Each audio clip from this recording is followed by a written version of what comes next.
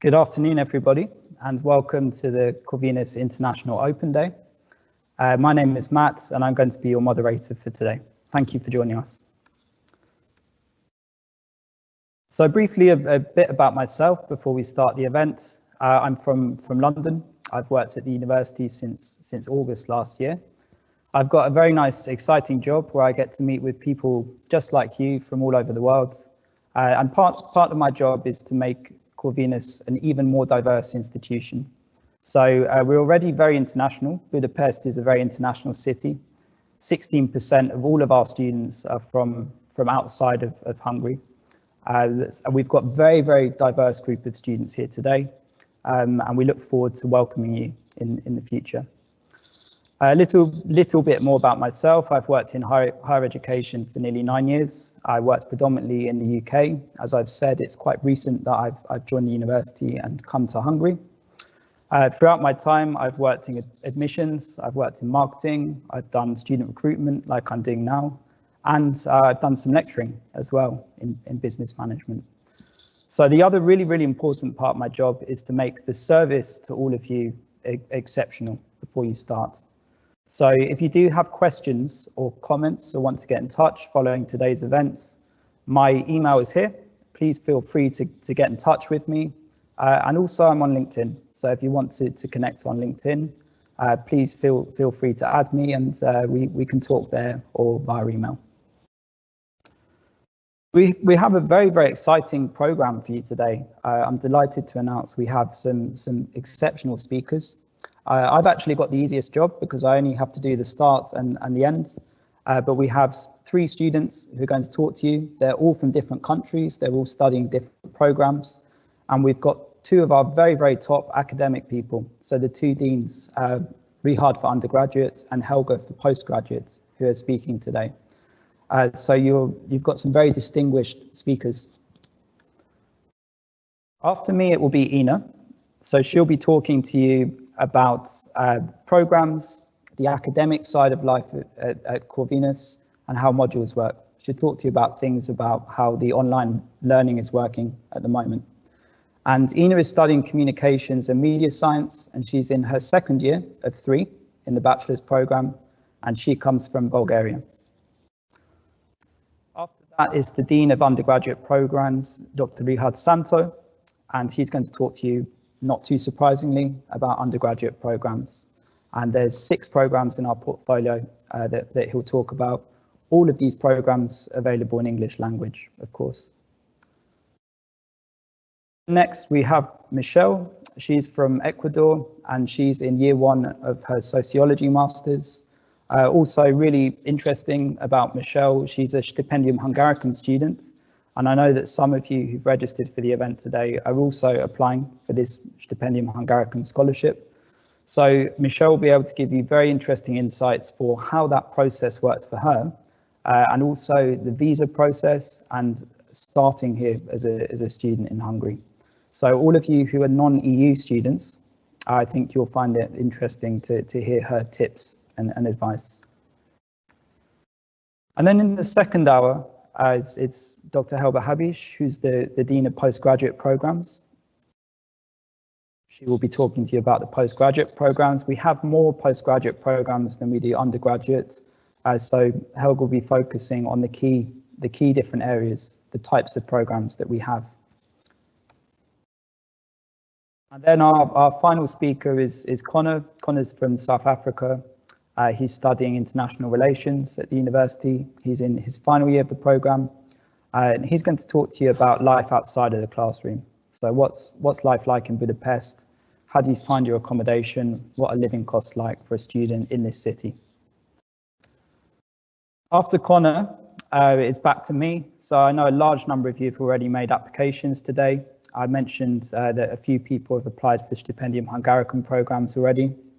If you haven't made an application yet, this short 10-minute section, might be slightly less than 10 minutes, is for you. So it's about how to use our online application process. And then finally today, we'll close with a question and answers session. So the way that this will work, we invite you to ask questions throughout the event. You can see there's a question and answers function in the software. So please type any questions whilst people are speaking using that. Behind the scenes, alongside all of the speakers, we have two people working some magic today. So that's Lily, who's the coordinator for the event, and Chaba, who's managing all the technical side. So Lily will be going through your questions, and she'll be bringing to our attention the top 5 most asked questions today. So we may answer slightly more, we may answer slightly fewer than 5 questions, but our aim is to answer the most commonly occurring questions. So if your question doesn't get answered, it's not that we're not ignoring you. We'll take a note of all the questions today and who's asking them, and we'll try to follow up with you after the event. If you still need more, as I've said, my email I've made available to you. You can add me on LinkedIn, and we'll share with you the international study email that you can also use to approach us. That's it for me. I'm now going to hand over to the first speaker, and that's Ina. I hope you enjoy the event.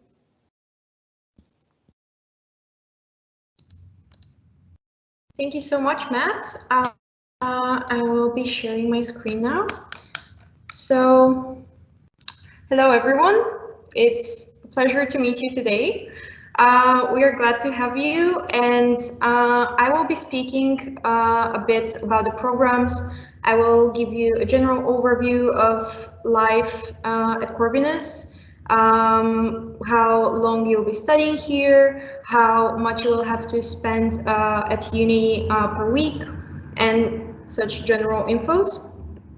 But first, a bit more about myself. So my name is Ina. I come from Sofia, Bulgaria, and I really love my country. I really miss it, although I'm enjoying so much time here that, yeah, it's hard sometimes. I'm studying communication and media BA, and it's really good so far. I'm really enjoying it. I'm second year, and we're learning really useful stuff.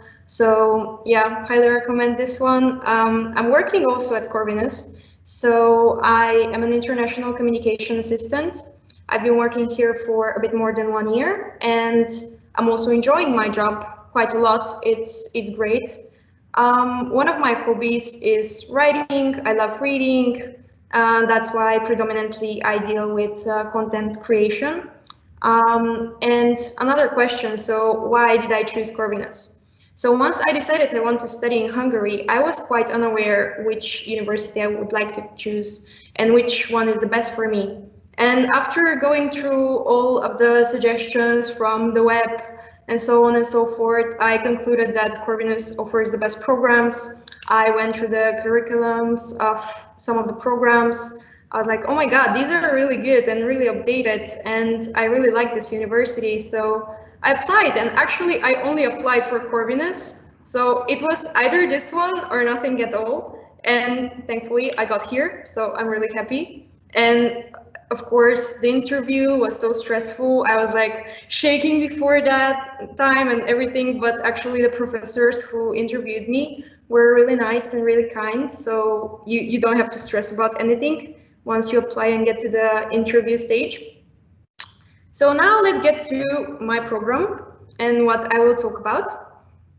So I will give you a general outline of the programs, how long the semesters are, and how much time in class will you spending, then the timetable, the electives, if you could do any sports.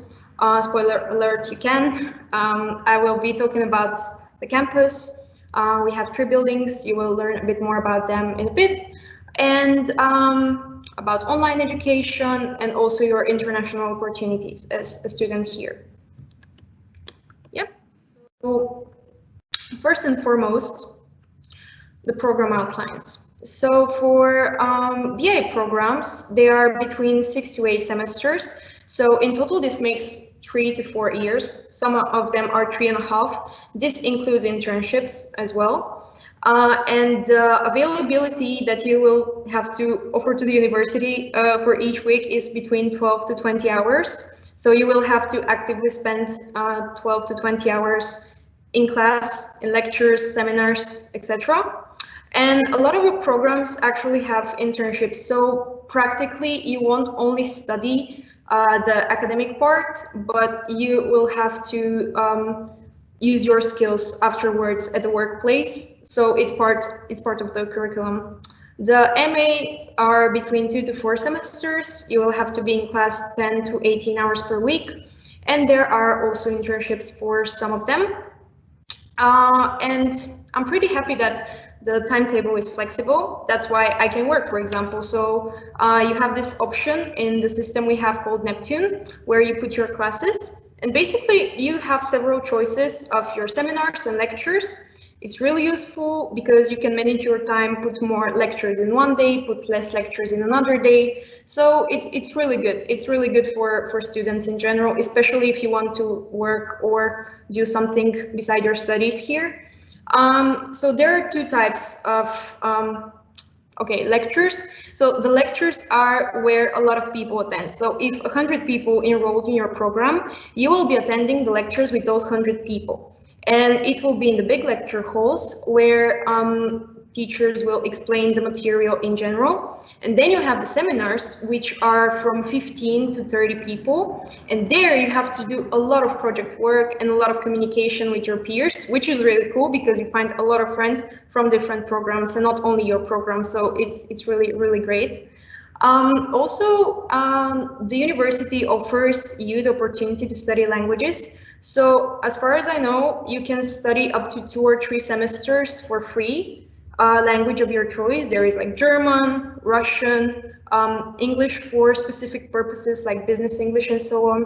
And it's completely for free. So you should really sign up for that as well once you come here. There are also sports, so you can do any sport. And actually it's compulsory that in the first year you do 2 semesters of sport. And also we have the electives and the intensive courses. So, for example, if you're very interested in politics, let's say, and you want to have more political subjects, you can just add the electives which contain like political topics, and you can practically just choose what you study beside of the compulsory subjects. So these are the campus, of course, and the 3 buildings of our campus. And the first one is the C building, is the newest one and the most modern one. It's very technologically integrated, very, very, very practical. E building in the middle, very beautiful building. It's my personal favorite. And the S building, or the Salt House, it's basically where all the computers and IT is situated. So, for example, if you're studying something like closely connected to business IT matters, you will be spending a lot of time in S building. The study spaces.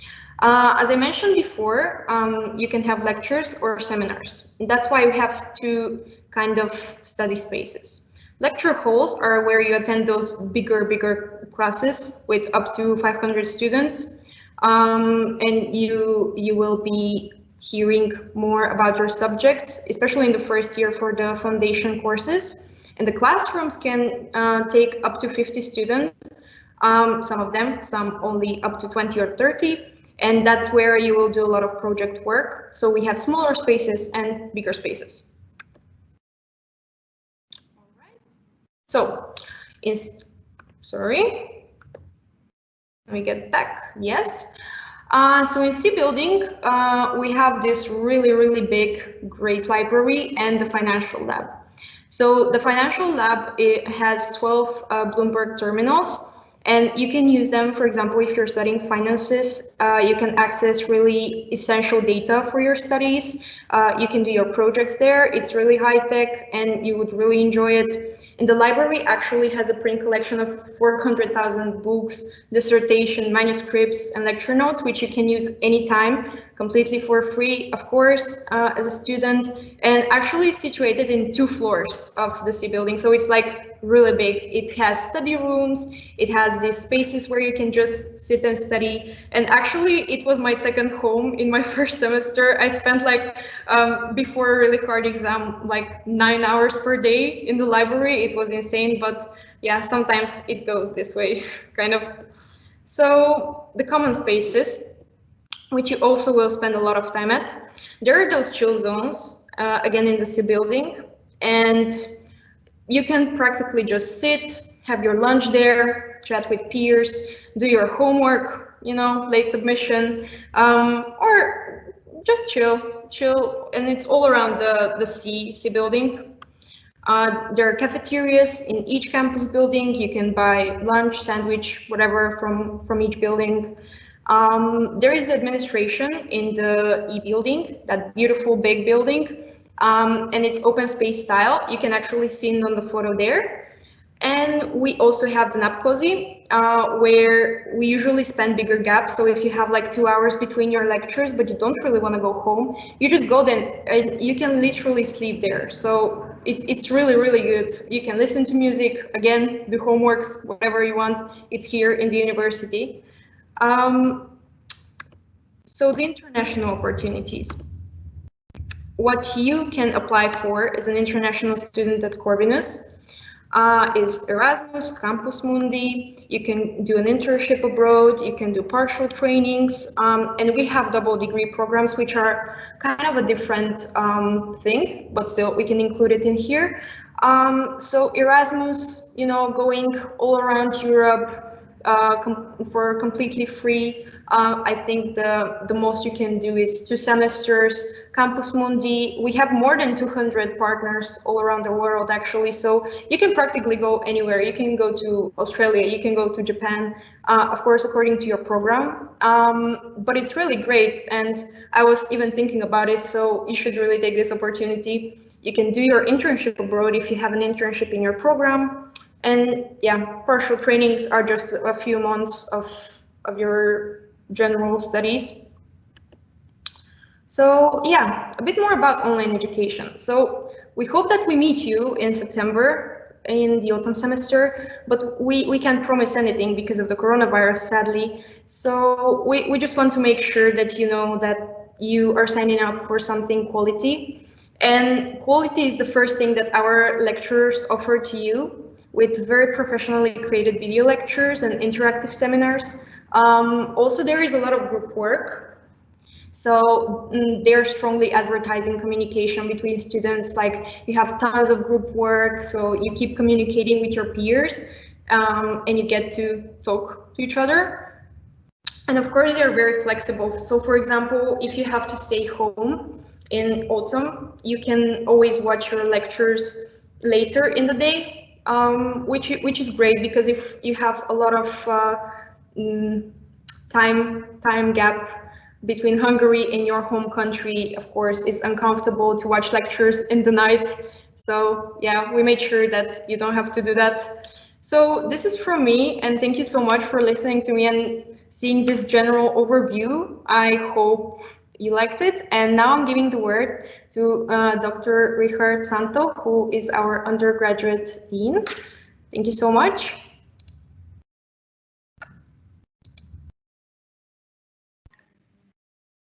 Thank you very much, and let me share my slides as well, and hopefully you can see them. Today I'm going to talk about the bachelor or undergraduate programs of Corvinus that we provide in English. I have been working for this university for almost 20 years. And I have been acting as a dean for undergraduate programs since last year, February. And it's a very exciting role. There are about 8,000 students studying one of the undergraduate programs we offer in Hungarian or in English. And we also offer some courses in German, but it's a great student body. There are many students, and I hope that we can welcome you in September this year. So I'm going to talk briefly about the undergraduate programs and why I believe that you should choose one of these programs.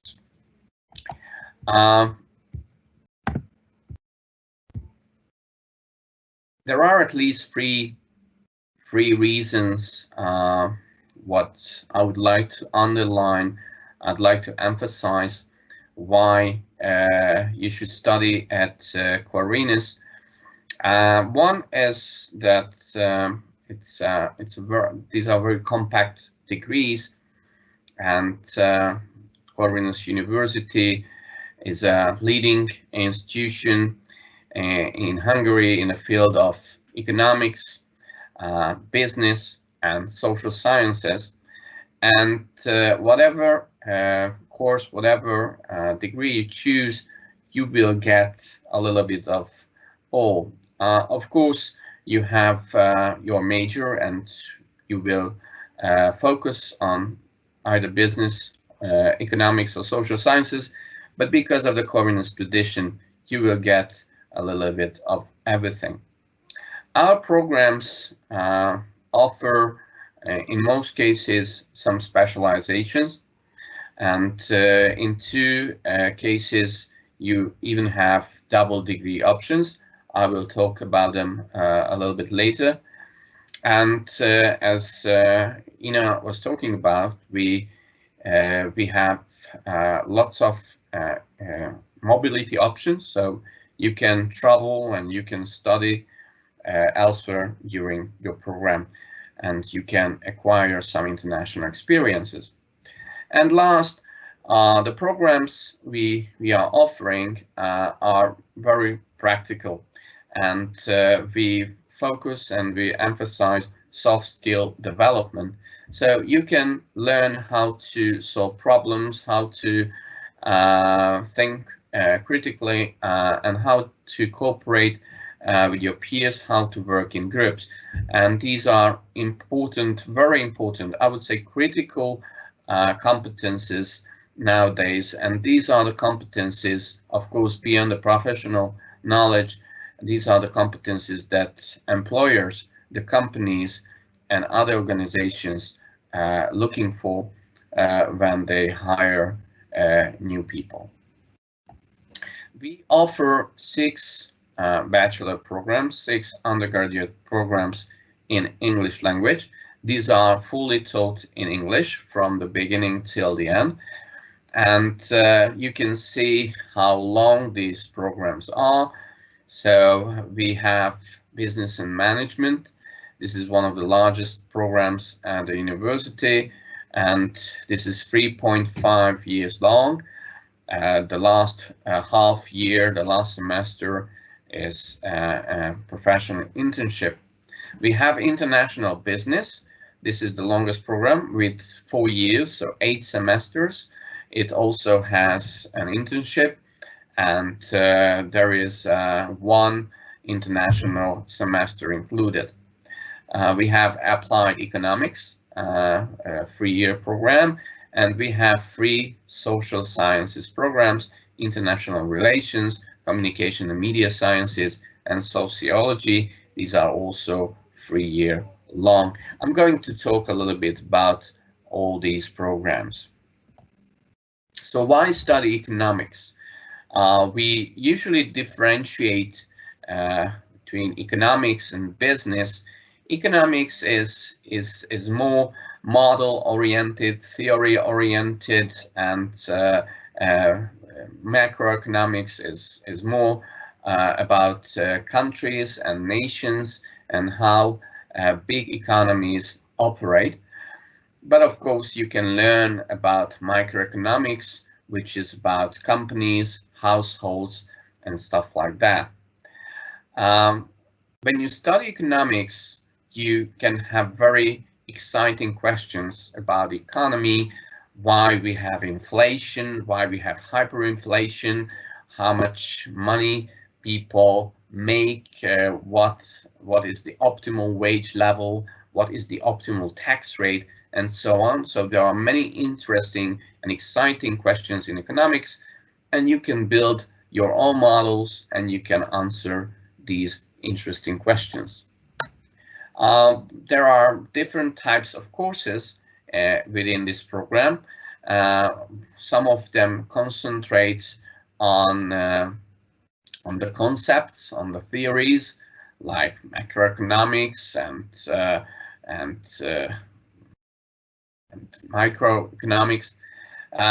Then we have some courses where you can improve your methodological skills, mathematics, statistics, econometrics. And of course, there are some courses that are related to economics, some applications, if you like health economics or economics of public issues. There is a double degree option in this program. We have a partnership with a German university, the University of Bamberg, and the double degree option means that at the end of your studies, after 3 years, you can get both diplomas, one from Corvinus and one from the University of Bamberg. So you can get 2 diplomas in 3 years, which is a wonderful value proposition in my understanding. And basically it works that the first 2 years you have to do here at Corvinus, and the last 2 semesters can be done in Germany. So let's take a look at the next one, international business. Why should you study international business? If you envision an international career for yourself, I think it's the best choice. At this university, we took more than 150 students for this program last year, so it's a very popular program in Hungary with the highest entry performances, entry points. We can have international business students, and if you want to act confidently in an international environment, this is a program for you. We put very strong emphasis on the development of intercultural competences, and also we develop your soft skills, as I mentioned at the beginning. Here you have 4 specializations you can choose from. You can read on the slide: global supply chain management. This is one of them: global economy and business, business venture and startup management, and global markets and marketing. So if you want to deepen your knowledge in one of these fields, you can take one of these specializations in the program.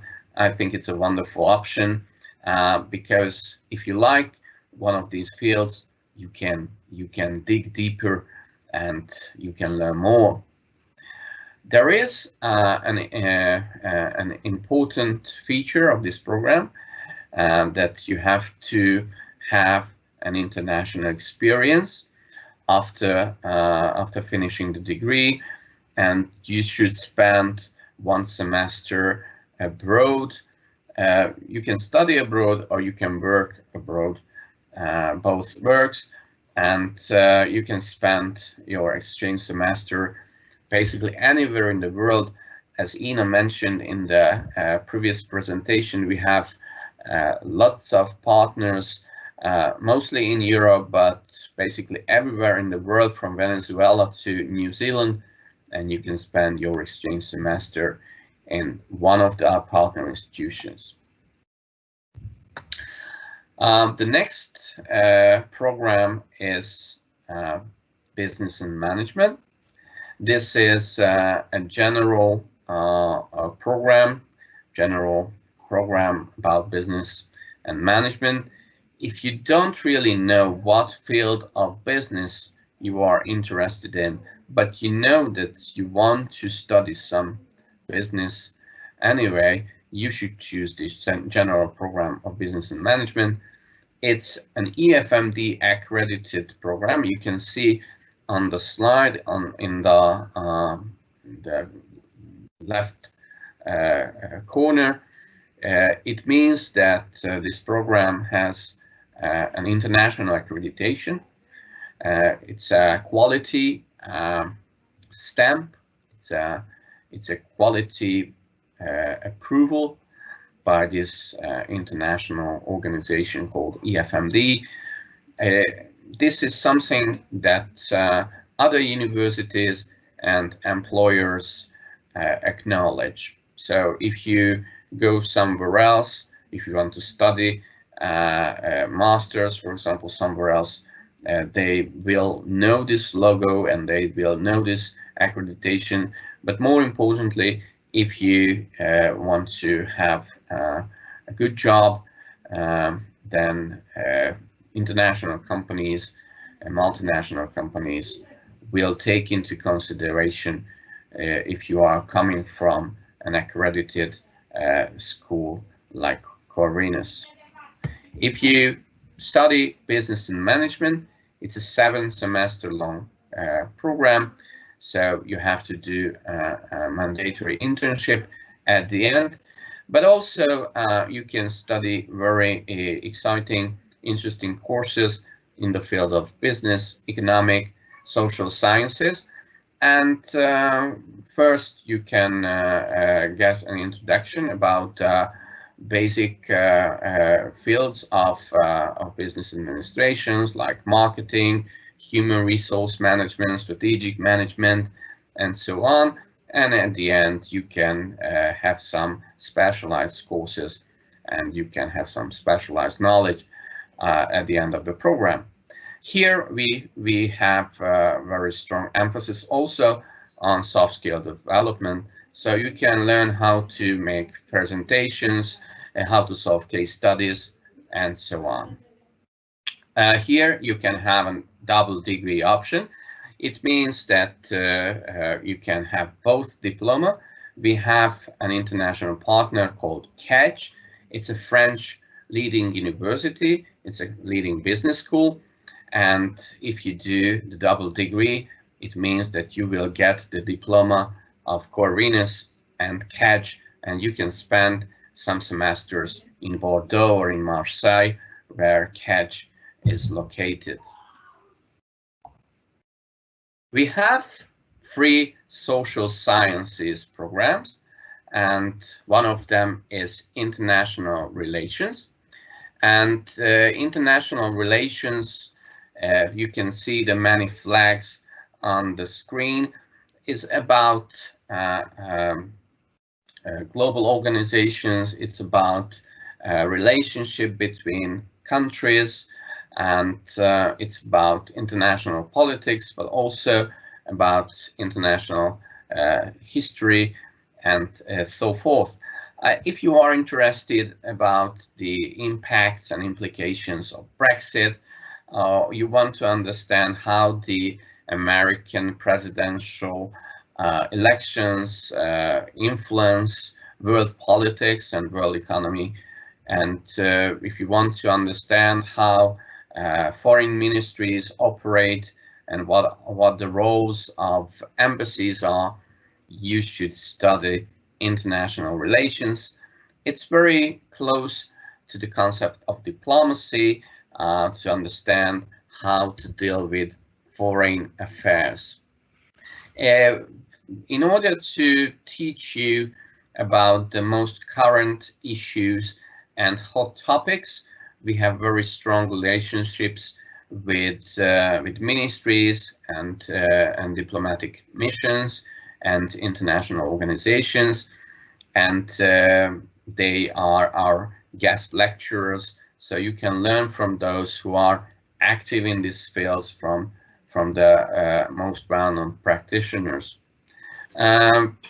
You have to spend an internship as well. It's a shorter internship, but you have to spend some practical internship in order to see how these things happen and take place in reality. You can see that there is a wide range of subject courses that you can learn, such as international politics, history of international relations, international law, international economics, foreign and security policy. Here we have 2 specializations. European integration is one of them, and geopolitics is another one. Geopolitics is a very hot issue and hot topic nowadays, so I think you can choose this if you are interested. We have two more programs. One of them is Communication and Media Sciences. It's a wonderful program, and it's very practice-oriented, but also you can hear about some theoretical foundations as well.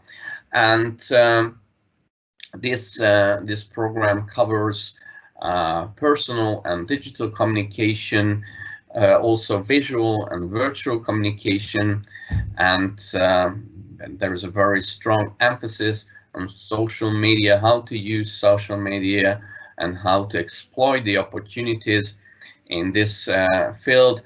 Our professors do research on these fields, and they can tell you the latest findings, the latest results of these research projects. So you can be sure that that you will hear and you will learn about the latest developments of this field. You can see that we have two specializations here as well. One of them is digital public life. So it's really about the latest streams and the latest development. But we also have a more traditional specialization called organizational communication. It's a very student-centered program, so Ina can assure you that this is really about students, and there is a very good relationship between students and educators in this program. And last, I would like to talk about the sociology bachelor program. And sociology is about societies, how they build up, how they are structured, what kind of movements you can see in societies and within or across societies. And if you want to understand what is going on in your society and in other social arenas, you should study sociology. It's a 3-year program, and we focus on some very interesting and hot issues as well, such as inequality, poverty, sexism, racism. These are topics that you can hear about in the news, and there are lively debates basically everywhere in the world about these issues. And the courses, the subjects deal with these issues, and we focus heavily on studying equal opportunities and social justice. The professors are leading researchers of their fields. They publish a lot, not just in Hungary, but in the international arena, and they can give you insights about their research and about the research of others. We have two specializations. One of them is social policy, and the other is equal opportunities. So you can choose one of them during your studies. At the end, I would like to underline the entry requirements. There are two sets of programs. If you want to study business or economics, so these are the business and management, the international business, and the applied economics programs, you should write mathematics test, or if you have internationally accepted mathematics tests, we accept them as well, and you have to prove your good command of English. It's a B2 level, so it's an intermediate level we expect from you. If you want to study social sciences, so once again, international relations, sociology, or communication and media sciences, you have to do a motivational interview. So professors will interview you in this year, obviously online. And here you have to prove your good command of English as well. If you have English exams, we accept many of them, and we offer other opportunities to prove your English knowledge. So these are the interview requirements. I hope that many of you will be able to fulfill these requirements, and I would be really happy if we can meet in September, and hopefully we will meet in person.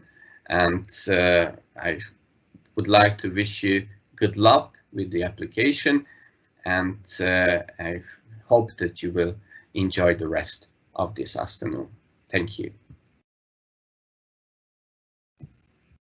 And I would like to pass the floor to Michelle, who is going to talk about the international life and the Stipendium Hungaricum program.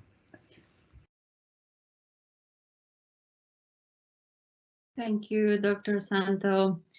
Hello, everybody. I'm very happy to be here with you, sharing my experience today. Let me just share my screen real quick. And here I am. So I will be sharing with you my experience as an Stipendium Hungaricum student at Corvinus. I will be going through, I will just be real quick talking about how I ended up here at Corvinus and here in Budapest. I will give you some tips about the Stipendium Hungaricum process for the ones who are going through it or who are thinking about applying through it. And I will give you some tips before arriving in Budapest and for the first days or first month that you will be here in Budapest, hopefully. And just general tips on how to handle a new life in another country. So just a few words about myself. Sziasztok, which means hello everybody in Hungarian. I am 33 years old. I am Ecuadorian American. I really love outdoor sports and activities. I have 3 dogs actually, which accompany me in all of them. I have a sociology and political science background. And I have vast experience working with various private and public and also non-governmental organization projects in Latin America, the Caribbean, and also Africa. So basically, after finishing my BA, I started gathering all this professional experience. And at some point, I realized I needed to freshen up my ideas, freshen up the concepts I was working around, and also take a breather of all the stresses that come with professional life. So I started looking for programs that will give me all of these, and I came across Corvinus University, which was my first option also here in Budapest, and I will tell you why. For me, it was divided in three aspects that led me here, and one of them was the academic aspect. I was as I mentioned, working for a long time. I needed to freshen up the theoretical debates around what I was doing, around development, around politics, around public policy. I needed to freshen up because I believe sometimes in the professional arena, you can get stuck in bureaucratic processes. And for me, it was very important to make sure I was still in a good direction. And I also felt like I needed more tools, like more up-to-date tools to help me with my job. So I was looking for a program that will give me a good theoretical package, but also a good technical package. Like, okay, teach me how to work with these new technological tools that are available now, especially now with big data and statistical programs and things like that. So so I came across Corvinus University and I saw the program, and it basically, like Ina mentioned also, it checked out in all the boxes. And I was like, you know, I also made some research about the professors. I went through some of the most recent publications that they had done, and it was like a perfect match. Also, why I chose Budapest in a more practical side of my decision was because the program, this scholarship program, was available also to come here. And on the personal side, of course, I wanted to have the international experience of studying in Europe, meet new people, and travel. Well, unfortunately, COVID is making it a little bit difficult for some of these to comply, but I managed to come here, and I'm managing to actually fulfill all of these objectives.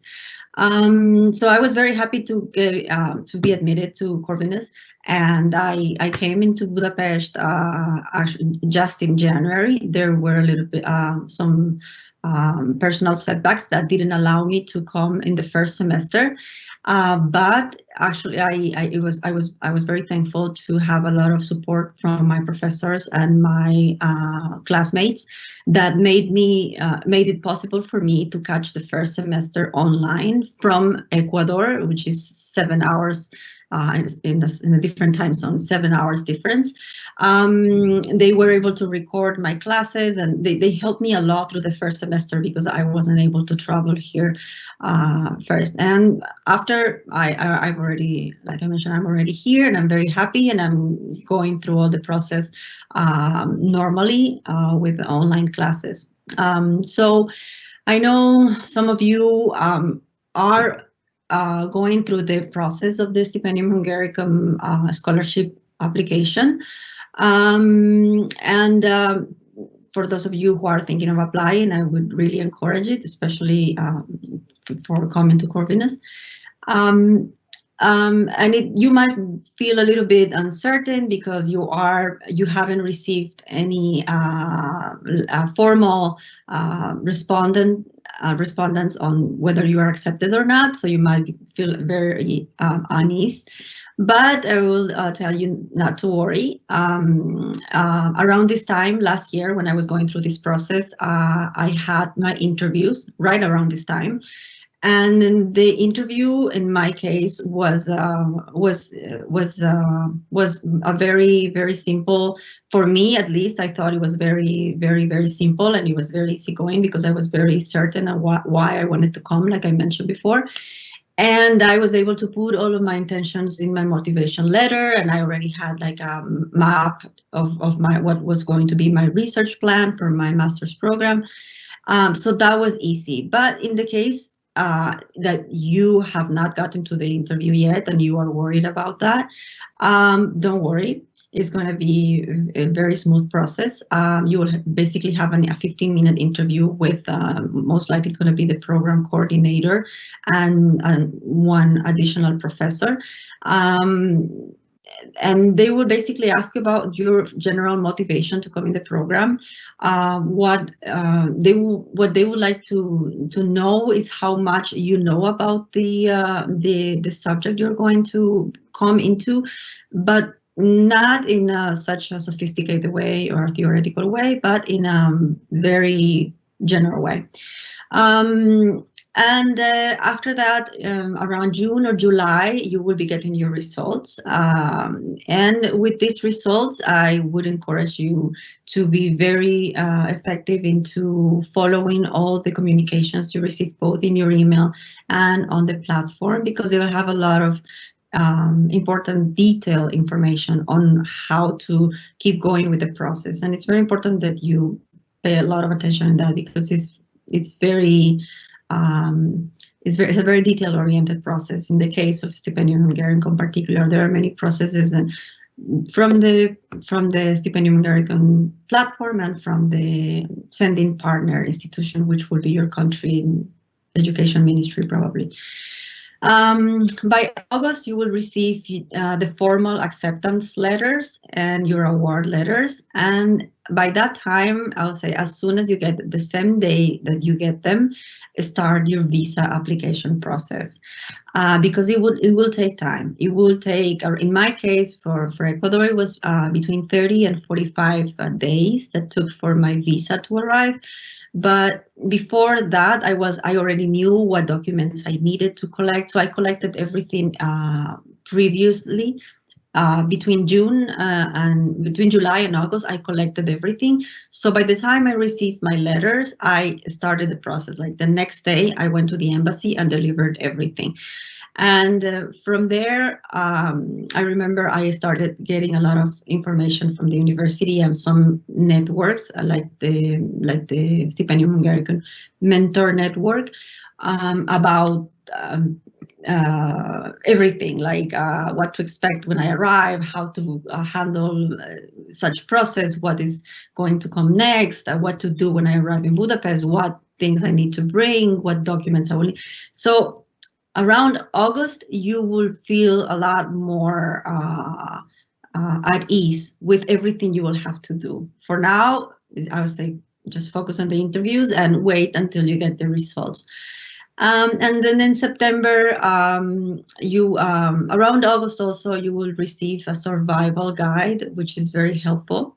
It's a very detailed document that will contain all the information that you will need to arrive in Budapest and start your exchange student life. Let me go to the next one.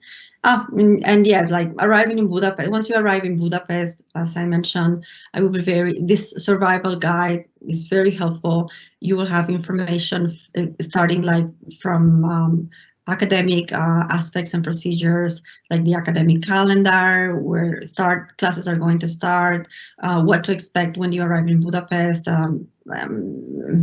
logistical information, many things, like how to deal with your medical insurance, how to open a bank account, recommendations on looking for flats, also how to deal with your residence permit in the case of many of you who may be coming from a third country outside from the European Union. And I will give you like a big recommendation to plan ahead, because this scholarship does not cover all your expenses here in Budapest. It will cover around 87,000 HUF, which is around $280, and you will need a little bit or a lot more to live, depending on your personal lifestyles. Also, beware that Stipendium Hungaricum starts paying you 2 or 3 months after the beginning of each semester. So make sure you plan ahead for that.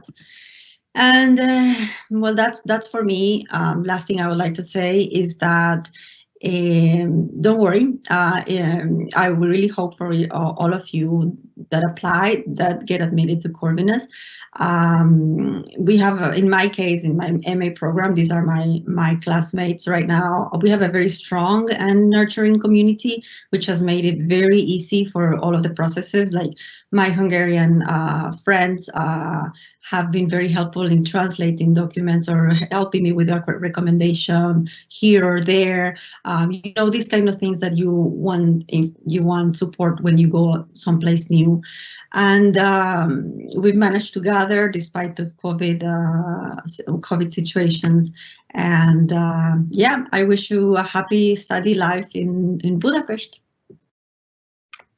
And I will pass it on to Dr. Helga Habisch, who will be giving other information.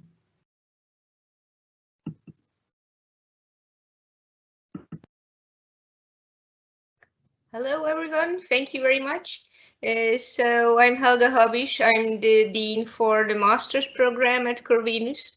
So I would like to give you a short introduction into our master or graduate programs and cover some of the things that Richard did for the undergraduate programs. So why should you choose Corvinus for your studies? I'd like to give you a bit of a list of things I think important for Corvinus. First of all, in our master programs, we have small groups working together, and I think we are very student focused. So we have really modern teaching methods. In most of our programs, we used some version of problem-based learning, or we work on projects together. Sometimes it's also called a flipped classroom because students really guide the teaching process, and we focus on age group and how they can follow the material. We stop where it's needed, or we go faster where everything is clear. So I really hope that this method is really effective, and it's also a nice experience for everybody participating, and it's really student-centered. Of course, we have to learn some of the theoretical background for each programs, but we also have special focus on applications that help you understand and obviously apply the acquired theories. So I think it's a very useful and very interesting method of teaching. Another thing which was also partly mentioned earlier, that Corvinus is an internationally recognized university. So the university itself and many of its programs are internationally accredited, which also means it's partly a quality assurance. So you can make sure that the degree you receive is internationally recognized as well. And of course, it's also more valuable for you that you can say, okay, I've studied at a university which is internationally recognized, it's accredited, and it's obviously more valuable than many other degrees you can find in the market. Okay, in the master's portfolio, we have many programs. As Matt mentioned earlier, we have way more programs in the master's than in the bachelor's, so you can definitely find what interests you. And I think this is something, again, you might consider that if you choose Corvinus, you get a wide selection of things. It's a really big university, which means many opportunities for you in many senses. So we have a wide selection of programs, but it also means that we have a wide selection of elective subjects. So Ina mentioned earlier that the timetable is flexible, and it's also because the university is big. And in the field of electives, for instance, you can find really many things because we have many degree programs which are surrounded by elective subjects. So you can really focus on things which you are really interested in and which you think are important for your future career. And being big also means that we have many student communities, which means you have many networking options.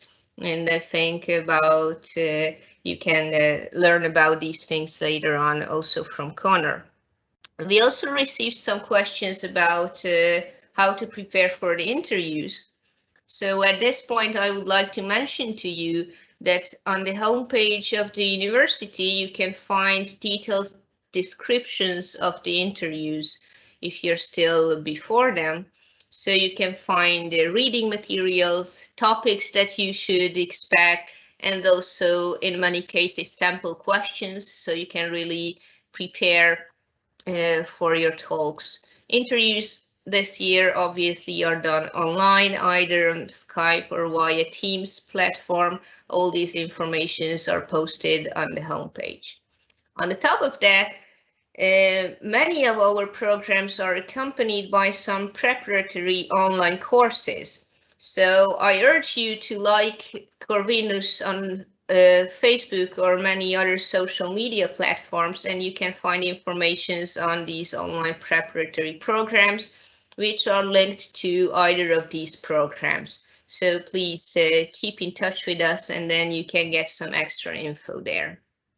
Okay, so I grouped our programs into 4 different topics, and I would like to give you a bit of an introduction into these 4 parts of our portfolio. Unfortunately, I don't have enough time to go into details about each of these programs because we have this year 13 programs offered completely in English. But should you have any additional questions, please contact us and use the information on our homepage respectively. So let's start with business informatics. I think I don't have to stress that it's a hot topic these days. So this program is really a bridge between business and technology. And I think if you work for a company, you can see that many times business people and IT people speak a different language. So if you study in this program, you can be really a communication connector between the groups of the business you are working in, and you will have an understanding of some of the business knowledge, management programs, and so on, and some IT competencies. So you will learn how to build up a data set, how to digitalize some processes of the company, and how to track different things in a company. So I would say that these days this is a really nice thing to have. Okay, the biggest selection in our portfolio is in the field of economics and business. And here we have many programs listed here. And Richard was talking about soft skills earlier today. In the masters, I think it's also very important that we teach you how to think critically, how to win a discussion about your colleagues or peers, how to communicate the results you can find using the theoretical and applied knowledge we try to teach to you. And in the masters, I think it's also very important to learn some leadership skills. So we try to make you participate in groups, work on projects, and at different points in your studies, you will be some project leader during the program, and you can also work on these skills, which will be very important when you go to work for companies or wherever you wish to work in later on in your career. One of these programs listed here is organized in intense blocks. This is international taxation. So classes of that program are only held on Fridays and Saturdays, which means you can also work and do your business during the week if you pick that one. Other than that, everything is applicable. What Ina just said, you spend around 10, 18 hours per week in class. And of course, you can work on your projects also as a homework or a group project in a library, which was also mentioned earlier today. We also have free programs on policies. One of them is public policy and management, which is a more general one, typically aiming for careers in governments, think tanks, or in the administration or NGOs. And we have two specialized programs. The first one listed here is the Economics of Family Policy and Public Policies for Human Development. This one is a rather unique one, dealing with many questions of demography and global strategies on countries trying to reach for a sustainable lifestyle. The second one here is health policy planning and financing. This is, of course, about how to organize the healthcare system of a country, or how to connect to that if you work for pharmaceutical companies, how to deal with different countries, different financing schemes, and how you can be a more profitable company in the healthcare industry. And last but not least, we have many things in social sciences. And in the master's portfolio, all of these social science programs have a global focus. So communication and media science is more about digital communication and how to use online media and social platforms. So I think it's also very hot field these days. International relations has two specializations, one on diplomacy and one on regional studies. And of course, it's a rather international program with international students. And I will mention later on that we also have many double degree partner universities, and many of them also connect to this international relations program. And the third one here is sociology.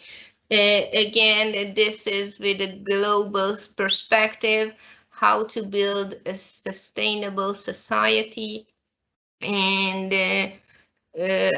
using many data, which was also mentioned earlier by Michelle, that we have many researchers who understand how to use big data to understand the networks in society and global challenges.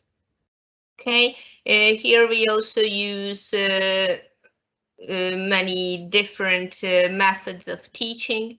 So students work on projects several times. They can work with their professors on their research. So if you are interested in a research career, then I urge you to see what professors are working on in these studies, because you can easily join their projects already during your studies.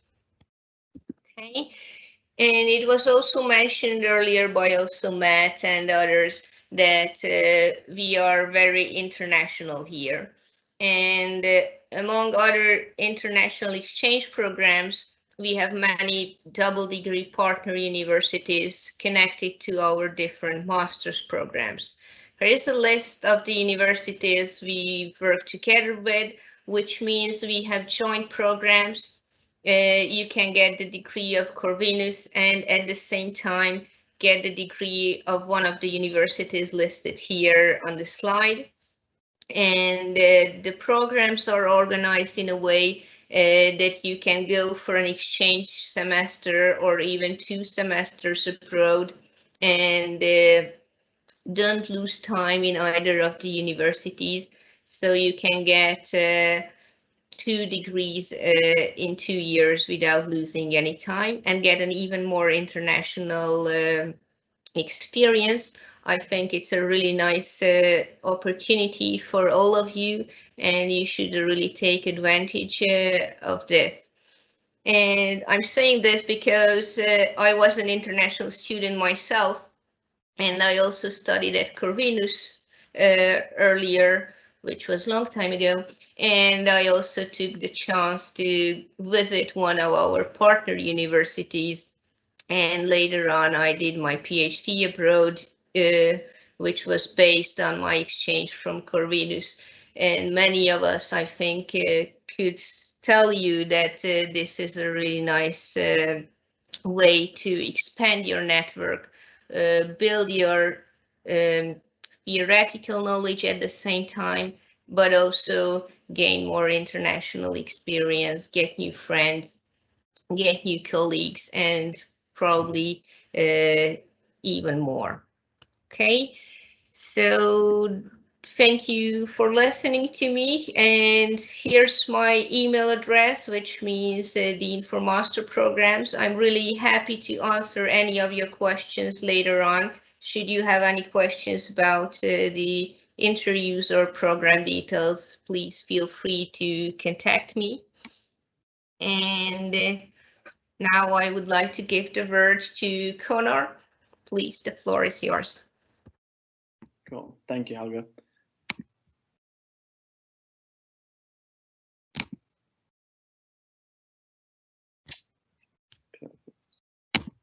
Cool. Good afternoon, everybody. My name is Conor Jackson. I'm a final year student of international relations at Corvinus University, and I'm going to be talking to you more about life in Budapest, things to do outside the classroom, why I chose Corvinus, and why I love Hungary and Budapest itself. So, like I said, my name is Conor Jackson. I'm 23 years old and I'm from South Africa. I spent 10 years living in Tanzania as well, 10 years in South Africa, and now I've been here in Budapest for almost 3 years. I'm an international relations student in my final year. I'll be graduating in June this year. I'm currently completing my dissertation on COVID-19's effect on small and medium-sized enterprises across the EU.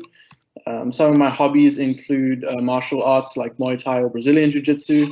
There's loads of great places to train. If you like football, if you like any other kind of sports or other interests, you'll definitely find a club you can join in Budapest to entertain those interests. I'm also very, very interested in politics, foreign languages, and just learning about other cultures in general. As for my personal goals, it's to complete my dissertation and graduate in June. And then I'll be seeking employment to stay in Hungary after my graduation. I love being here, and I'll be looking for an opportunity to work and stay in the country. I'm also starting up my own business in Hungary, but I'll speak to you about that a little bit later on. So why did I choose Corvinus? Corvinus has an amazing reputation, and they're located right in the middle of the city of Budapest. I spent a year living in Hungary in 2016 as an exchange student when I'd finished high school. And I started asking around when I was an exchange student, where should I go if I want to come back to study? And Corvinus always came up in every conversation. I love Corvinus because there's a great international community. I can't remember the exact number that Richard mentioned earlier, but there's loads of international students. So you get a really well-rounded experience. You don't just mix only with the Hungarians, but you get to meet people from all around the world, not to mention the world-class education that you get from professors that are leaders in their field. I myself am a self-funded student, so I'm not attending university on the Stipendium program. So a big factor in making my decision of why I wanted to come to Corvinus was affordability. The tuition, luckily, here in Hungary is a similar level to where I'm from in South Africa, so it doesn't break the bank for me to be studying at Corvinus. And there are loads of incredible study abroad opportunities, which the previous speakers have touched on, as well as student societies, whether you want to get involved in internship opportunities, volunteer work, just socialize. There's even an investment group that you can be a part of if you want to, start being a little bit more financially savvy. So there's a lot of great opportunities that Corvinus provides. My apologies. Okay, so why did I come all the way to Budapest, and why do I love Budapest? Budapest is really well located. It's centrally located in not only in Hungary, but in Europe as well. So I have some friends in different parts of Hungary. It's easy for me to go see them, go see other parts of the country, get to learn a little bit more about its history. And you know, when COVID starts to lighten up a little and we can travel a little bit more, it's, you know, only 2 hours flight max to all the destinations in Europe. So it's really great from that perspective. Not just the university being affordable, but cost of living in Budapest is quite low. The prices here are very similar to what I'm used to back in South Africa, so that was a big part for me as well. Food is well priced, great value for money when it comes to accommodation in terms of apartments or dormitories as well. The city itself is ridiculously beautiful. Loads of great architecture, lots of history, beautiful bridges, beautiful skylines, a river coming right through the middle of the city. Daytime, nighttime, winter, summer, it's always incredible to be in Budapest. Another big part of why I came back is because I was already familiar with the country. So like I said, I'd spent a year in Hungary before as an exchange student, so I was a little bit less tentative to come back, if that makes sense. So I was very open to the idea of coming back. I really love the people, I love the country, I was happy to come. Security and safety is a big one. Hungary is a very safe country, so, you know, walking around at night, I don't have to keep looking over my shoulder. Sometimes I might forget to lock my front door. Not advisable, but nothing's ever happened. It's always very safe in Budapest. There's a very international and upbeat atmosphere. There's loads of young expats and students living in Budapest, so you always meet people from really interesting and diverse backgrounds. And people are always, you know, hustling and bustling and in a good mood. So it's a really great environment to be in, really uplifting for the spirits too. I really love Budapest as well because it's not too big and it's not too small. So you have everything you need within the city and you're never going to get bored. But it's not so big that you have to commute for like an hour to get to, you know, one of your friends' houses or to get to class. Unless you're living all the way on the outskirts of the city, everything is really close by and there's loads to do. And lastly, adventure. It's a great adventure to come abroad and to study. It's a big challenge being away from home, being away from friends and family, but it's incredibly rewarding. And I encourage everybody to travel and get out of their, at least get out of their hometown, get out of their home country and take the chance. You know, you're definitely going to enjoy yourself. Budapest is a great place. Corvinus is a great university. The staff at the university are great and help you out. There's loads of opportunities and just come and enjoy yourself. So how much does it cost to live in Budapest? Michelle gave a little estimate earlier. This is the estimate that I came up with myself. Obviously, depending on the kind of person you are, depending on how much you eat, depending how much money is available to you, these estimates can range, but these are a pretty good estimate of what you should expect to pay when you're coming to Budapest to stay and live here as a student. So dormitories can range in prices. When I moved to Budapest, my first dorm cost 80,000 forint, right in the middle of the city, great location, everything included. As it says underneath my rent estimates, all estimates include utilities, so that means that the water, electricity, heating, and Wi-Fi costs are included in these estimates. So dormitories can range anywhere from 50,000 to 80,000 HUF a month, HUF being Hungarian forint. A shared apartment is going to cost you between 80 and 120,000 forint a month, and a studio apartment can cost you anywhere from 100,000 to 160,000 forint a month, depending on the size and condition and location of the apartment. Other costs, so food weekly, it's going to cost you about 12 to 20,000 forint. So, you know, upper bound, it's going to cost you 80,000 forint a month to eat. Low bound, roughly 50,000. So somewhere in between, let's say 65,000 forint a month on your food. Transport, you pay for a monthly public transport pass that a student one that you use your student card to get. And that costs 3,500 forint a month, which is a crazy bargain. Public transport in Budapest is amazing. You can get everywhere you need to be. There's always a bus or a tram running. So it's just, yeah, it's crazy that public transport in Budapest is this great. It's honestly the best that I've experienced in Europe. A cell phone plan will cost you around 6,500 forint a month. And then your medical aid, you can expect to pay 100 to 140,000 forint a year. But if you're coming in on a stipendium, if I remember correctly, you get national medical aid, so you don't need to worry about that cost. But for the self-funded students, you should expect to pay roughly 100 to 140,000 for a year medical aid. So the rough budget to cover monthly expenses is about 180,000 to 210,000. That's your rent, that's your food, that's your transport, that's your cell phone plan.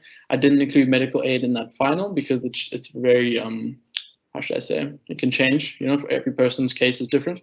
So you should be expecting to pay about 500 to 600 euros a month in expenses. And then what do you do in Budapest in your downtime?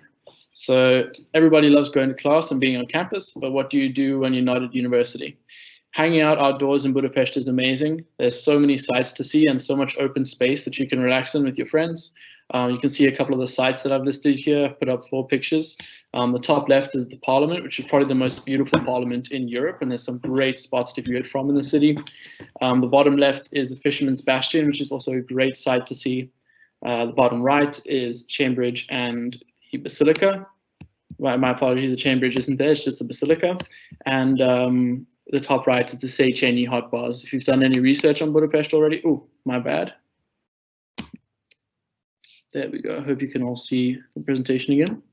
If you've done any research on Budapest already, you'll see that thermal baths are a big attraction in Budapest. So hanging out outdoors, you can walk by the river. Corvinus is conveniently located right by the river and by one of the beautiful bridges. So in between classes, you can grab a coffee and go stand out by the river and relax. Get into the mood for your next class coming up. Seeing the sights, like I've said, just walking around and seeing the city is amazing. Loads of sights to see. And just being outside is enough in the city to be entertained. There's great nightlife, not only the parties, but everyone lives so close to each other that you can always just go hang out at a friend's apartment or meet up somewhere in public during the night. There's always people walking around. There's always something going on, so you can just meet up at a square and hang out with friends. It's safe enough to be outside at night as well. The thermal bars, like I mentioned, are a great attraction and a great way to wind down after a stressful week. You pay your entry ticket and there's loads of hot bars you can just go and relax in. Some are indoors, some are outside or outdoors. I would definitely recommend that you try them out. There's loads of museums where you can go see art and history. Loads of great cafes you can relax at between classes or before classes. Restaurants are really well priced. Like I said, food is well priced in Budapest, and there's a lot of day trips right nearby. A couple cities you can get to in an hour on the trains, spend the day there, come back in the evening. And then you got to see a new city as well. So a little bit of travel experience and things to do just outside of the city. And like I said earlier, I am working on my own business plan. Young Gun Travel is an application that myself and a team of students built. It is essentially for newcomers to the city. It's a map-based application. We list 4 different types of businesses, restaurants, bars, clubs, and hairdressers. I did a whole bunch of research on what students need when they come to the city, and we came up with the idea to build an application to help bridge the gap for newcomers to the city. So all the restaurants that we have listed on there are budget friendly. You're not going to find expensive places on there, only the kinds of places young people will go to eat. And then you can find all your parties through the clubs and the pubs on there too. So you can give us a like on Instagram and Facebook and check out our website and our application. It's available on Android and iOS, but I don't want to go on about it too much. You'll definitely see us marketing the application come September time as well on campus. So we look forward to seeing you guys then. And thank you very much for your attention. It was a pleasure to present today. I'll be handing over to Matt, who's going to take us through the next part of the open day. Thanks, guys. Thank you, Conor.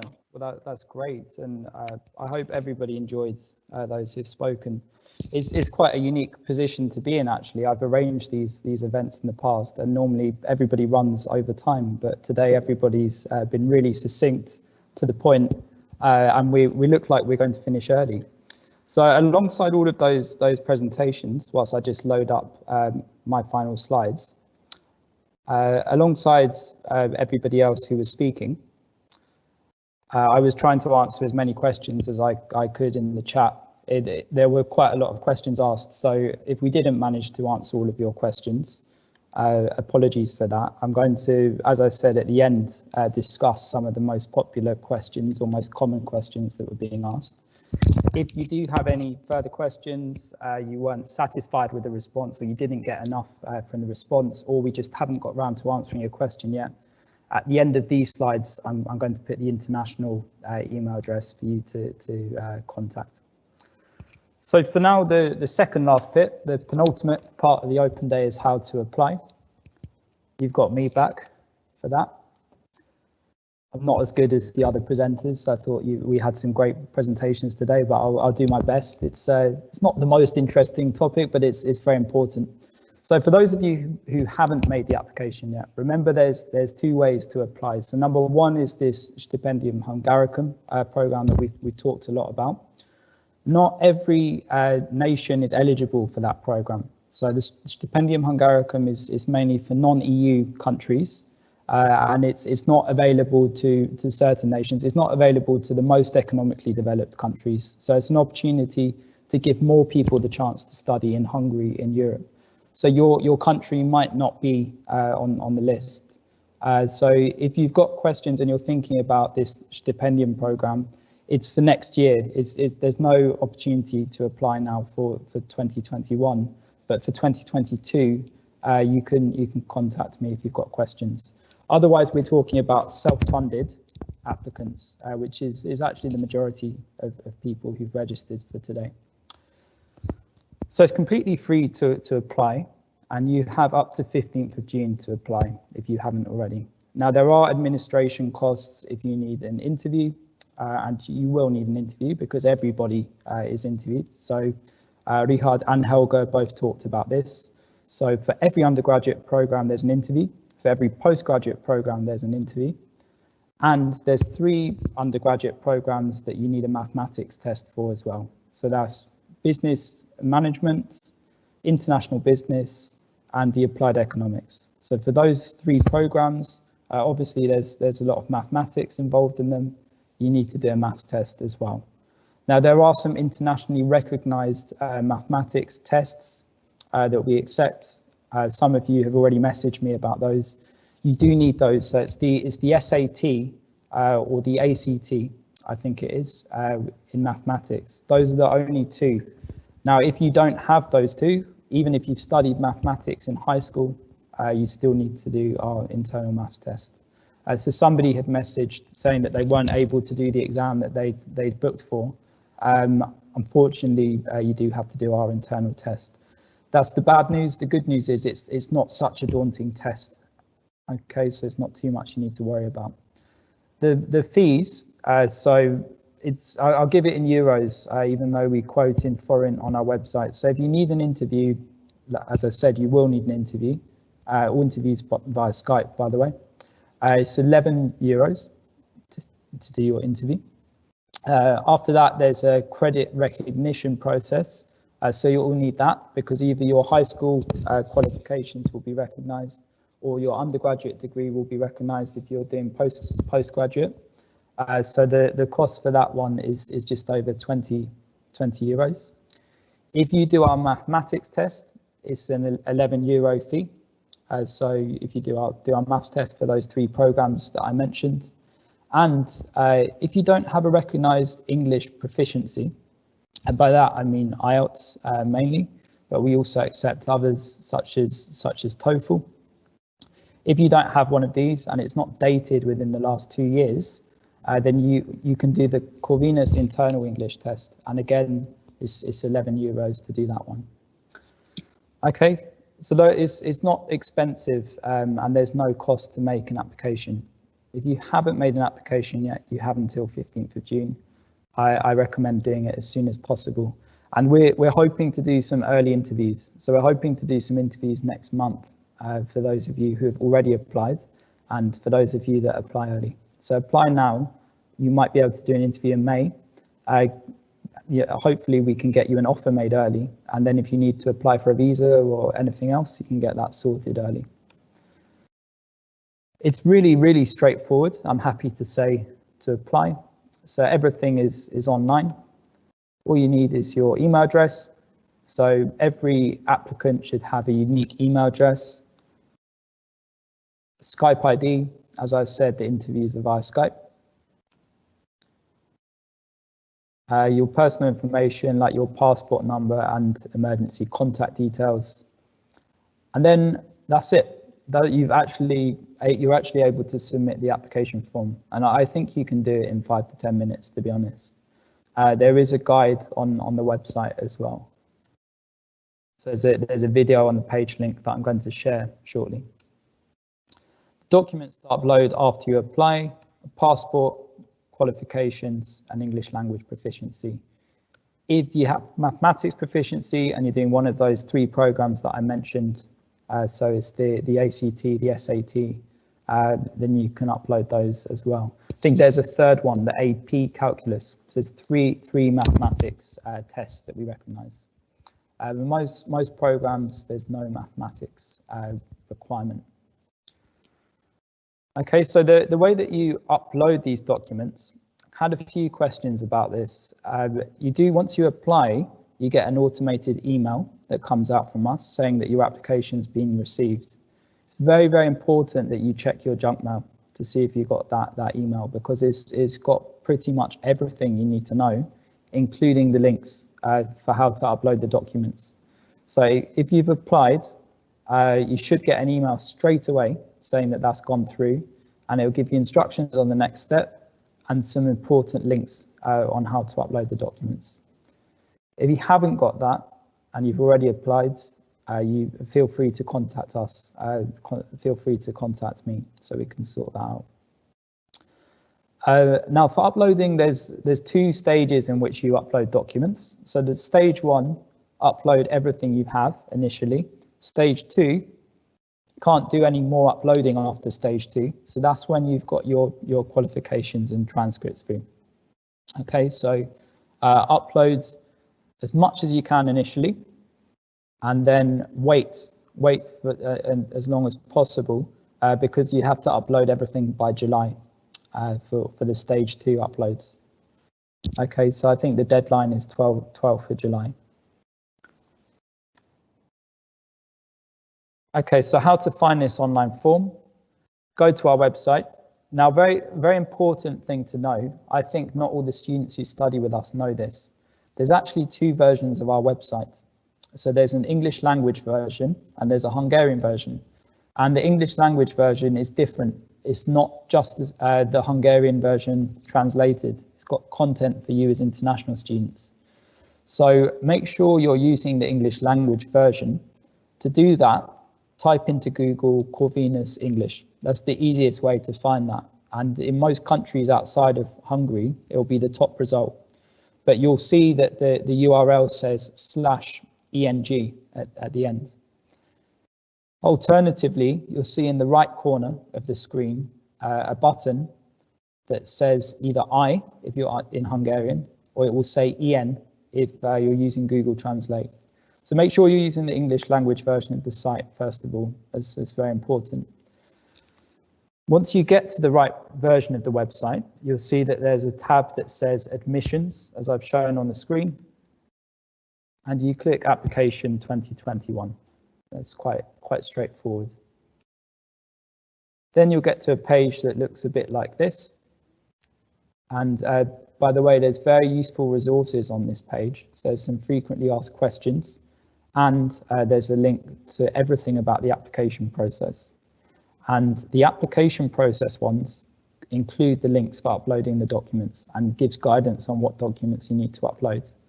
So have a careful look at this page. I think most of your questions can be answered if you look at this page. I'm going to share the URL in just a second. In just a second, as I said. So this is it. international-application.uni-corvinus.hu. Or you can find it as the way that I've just shown. And then, sorry, at the very, very bottom, there's I'd like to apply. Yeah, so you've got I'd like to apply. You click on that to apply.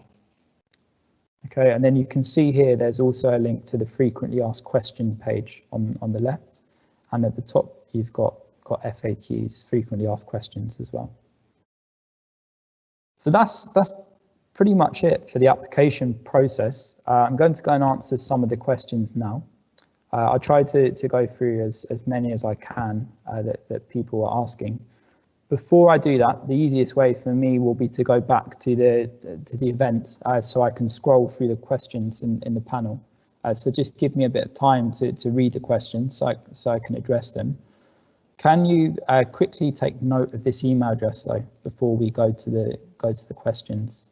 So it's the international.study@uni-corvinus.hu, and that's the email that goes through to me and the team that I work with.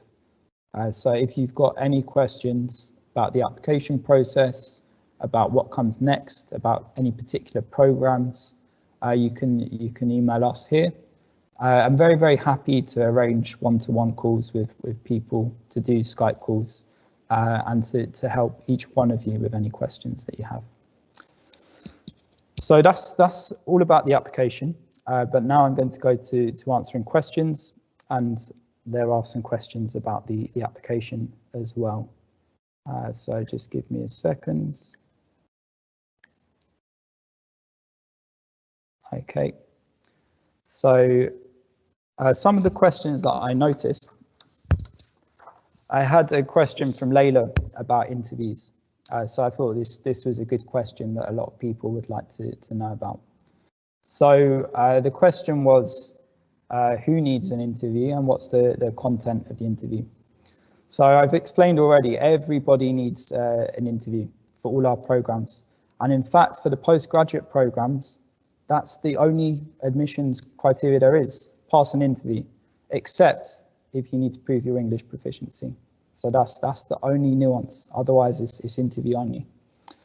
So what you need to do to prepare for the interview is know about the program that you've applied for. And so we do want you to see that you're committed and that you understand and that you've carefully thought through why you're applying for this program. So we assess your motivation and we assess your understanding of the subject in the interview. The other part is English speaking and listening. So alongside any English language proficiency, the interviewer, who is going to be an academic for your program, will make an assessment on what your English speaking and listening is like. Okay, and we have protocols in place to check that the person who's being interviewed is the same as the applicant as well. Okay, so I'm sure nobody here would think of trying to cheat, but just I'm telling you more so that you're aware that we have procedures to ensure that quality people are recruited to this university. So we do carefully check that it's the right person. The pass mark for the interview is 65%. So you're assessed on your motivation, the understanding of the subject, and your English speaking and listening skills. And across this, you need 65% in total. Okay, and that's how the interview is done. And then I think from this, you know pretty much how you need to prepare for that interview as well. So I hope that's useful, and thanks to Leda for that question. Another question, I kind of touched on it, is kind of linked to this last one. Lots of people asking about the steps in the admission process. So what happens? So I think Michelle laid this out really nicely for stipendium students.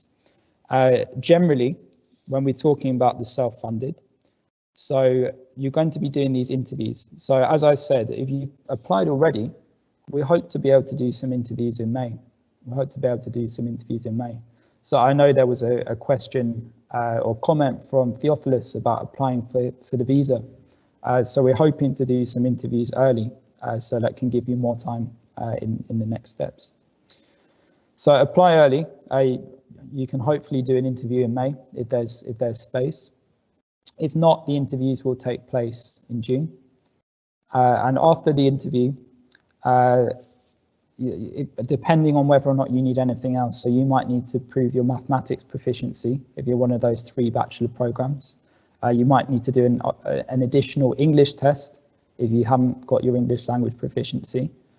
But after the interview, you're going to get a result. So you'll be told whether or not you got above that 65% and that you're conditionally accepted to the program effectively. Okay, so that's the next step. After that, then we do the credit recognition. So this is basically the process that sees that you meet the academic requirements to do your program. Okay, so to give you a really simple example, say that you're studying international economy and business as your master's. Part of the credit acceptance could be seeing that you have an undergraduate degree that's related to that, and you've done a certain number of credits in economics, because it's a program that relates to economics. So that's what the credit acceptance is checking your qualifications and checking that you have the right subject requirements for the program. Okay, and this information is available on the website for each of the programs. But if you have questions about the credit acceptance, do I have enough of this academic component to be accepted for this program that I'm interested in? Please get in touch. Generally, for most of the bachelor's programs, there's not too many requirements. We know that most people have a very general approach at high school, but for master's level, you do certain subjects, you need certain knowledge. Okay, so if you're studying business, you will have to have some background in business. Doesn't mean that your whole undergraduate degree is in business, but you'll have touched on perhaps some marketing or finance in your undergraduate degree. If you're doing international relations, you have touched on some international elements in your undergraduate degree. So that's the credit acceptance. The next step after that is that you'll get your letter of acceptance. So this could be by July, could be as early as July. And then you can start to apply for the visa. Now, it really depends, the acceptance, on how early you get the certificates and transcripts to us. And I know another comment that was made is that some people get their results late. Okay, so you do have to have your qualifications by July, really, the final qualifications to be able to, if you need a visa. So you're able to go for this process. If you're a European student, you won't need a visa, so there's a bit more flexibility. It's a bit easier to enter Hungary. So the earlier you have everything, the better. Okay, I'm just going to have a quick look through the chat because I know that there was some extra questions published. So let me just see if there's anything else. Sorry guys, there's no real easy way to do this other than just scrolling through, so just bear with me. Okay, Cecily, you've asked about the Stipendium Hungaricum. So we did have a discussion. I know that you're American. Unfortunately, students from America are not eligible for the Stipendium Hungaricum, so you have to apply as a self-funded student to us. Good news, Corvinus is very affordable, and I think Conor's talked a lot about the living costs as well. I'm from London. I find Budapest an extremely affordable city to live in. So fees are competitive and living costs are good as well. Okay, I'm just going to scroll for a few more, and then I'm going to talk about uploading documents. Yeah, I'll answer Daria's question, as that's the next one, and Lily's just prompted me to answer this as well. I told you Lily's working behind the scenes, doing all the magic. So should I upload all the documents at the same time? Can I upload some later? I did just mention this one, so I don't know when you posted your question, but let me reiterate anyway. There's two chances to upload. So remember, I gave you the link to the page to make the application.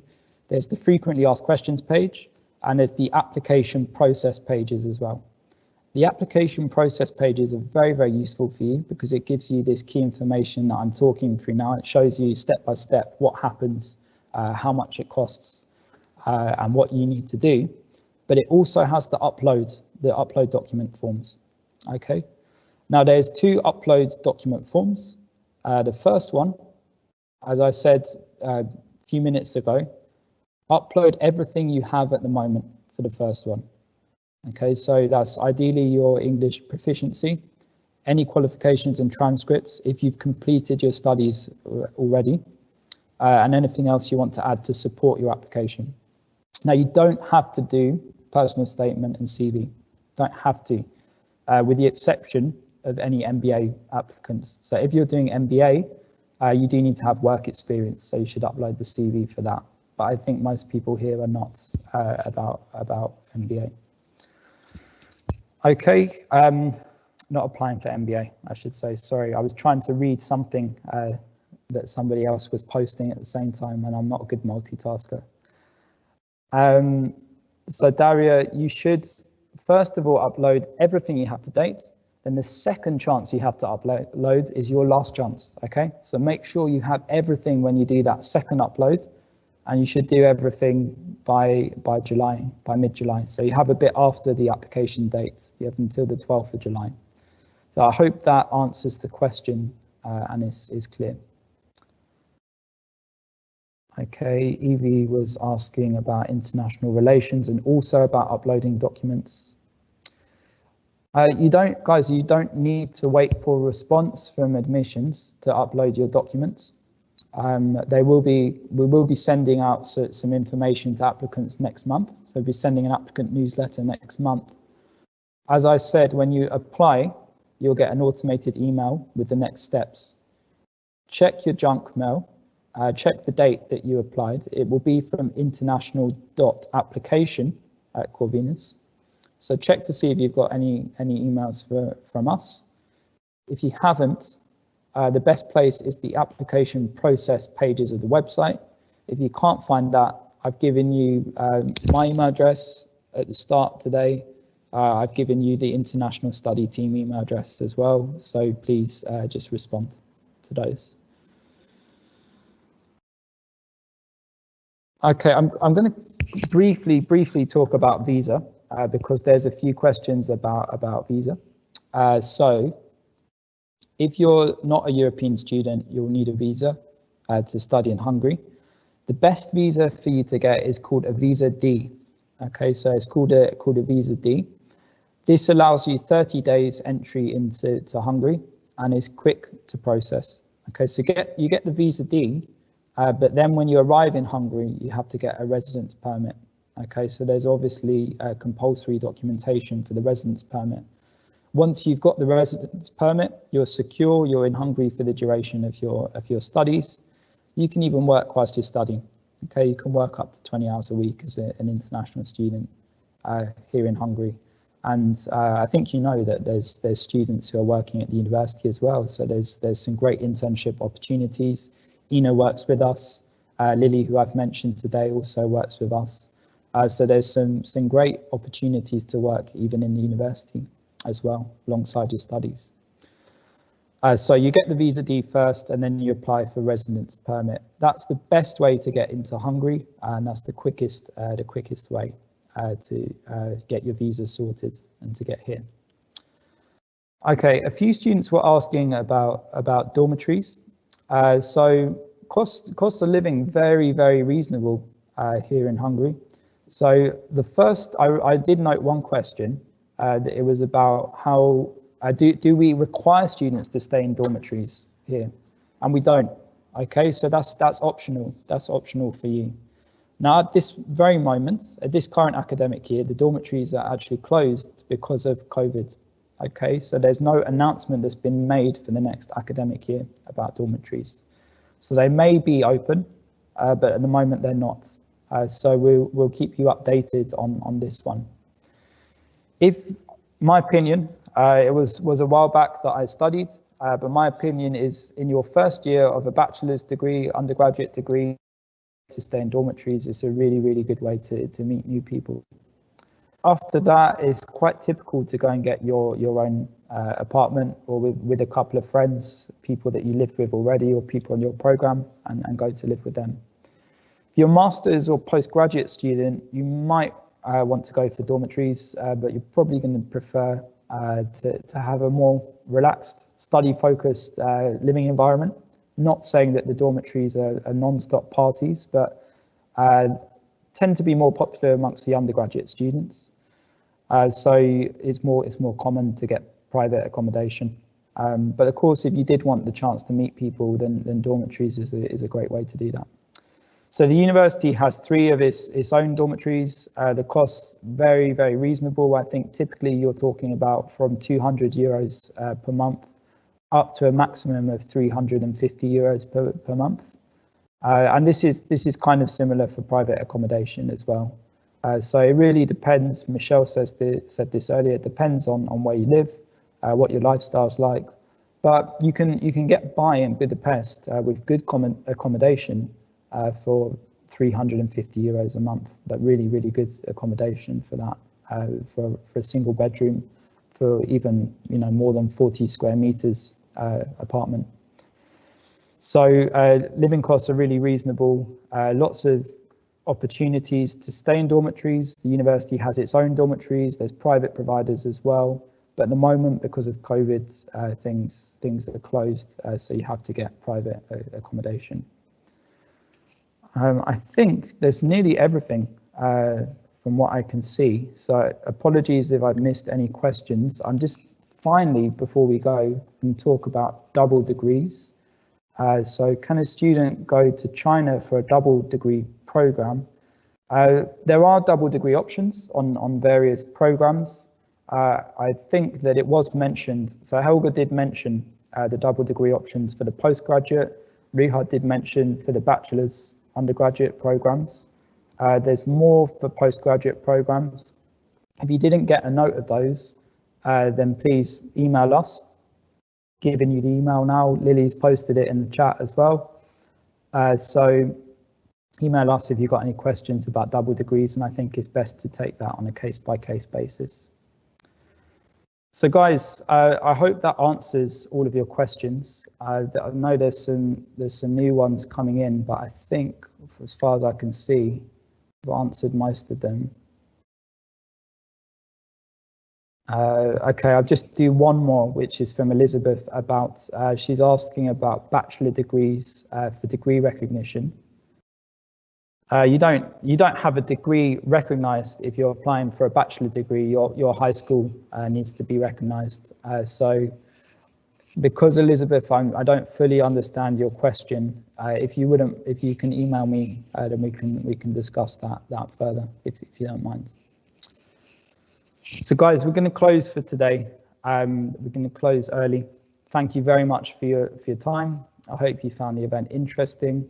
I hope you found it fun as well. I hope that it's inspired many of you to come and live and study here in Budapest. I've got to tell you all, as somebody from London, Conor said this earlier in his presentation, Budapest is an international capital city. There's 2 million people living in this city, and it's exciting, and it's got everything that you need. Great food, great nightlife when we can access the nightlife.